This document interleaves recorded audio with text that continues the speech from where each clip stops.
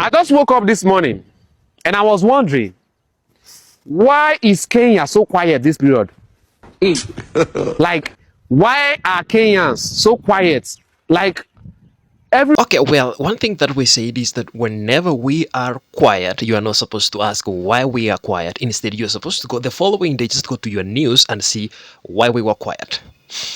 Because we were planning on a very, very big mission, which of course it failed. But just because it has failed, now we can just confess what happened. We had planned to cross the border to one of our neighboring countries and participate in their election and liberate them, apparently. Which it backfired terribly. I don't know why. Maybe it's because people kept asking, why are Kenyans so quiet? And you're not supposed to ask that, because the moment you ask that, now people became suspicious. Maybe we are doing something fishy, and I think that's how we were caught. We have really put so much effort onto this mission now.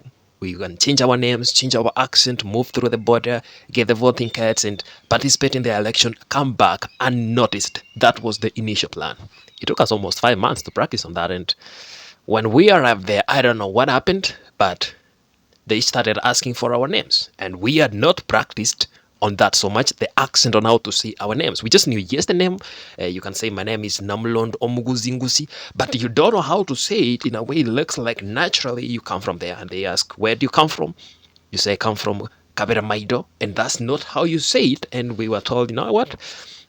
You people, you are not from this country, you come from Kenya, you need to go back. And I think also, the arrogance, we had not practiced on how to reduce our arrogance as Kenyans when we were crossing the border. We needed to learn humility and how to be humble so that we cannot be noticed. Because as Kenyans, there's some natural inbuilt arrogance which can be noticed. No matter how much you pretend, somebody will just know that you're from Kenya. So we were caught, of course, apparently, and the mission didn't work at all, but that doesn't matter much. What matters is at least we tried. It's better to try and fail rather than saying, I wish I tried. I'm not saying we may try it some other day, but I'm not saying we will never try it again. And also, somebody may really wonder, why did you decide to do something like that, crossing the border to another country to participate in the election? Of course, why will you do that when you are on? You have not yet managed it. East Africa, we are a community, we just one people, and if we decide to join hands together, we need to start reasoning the same. We need to start thinking the same.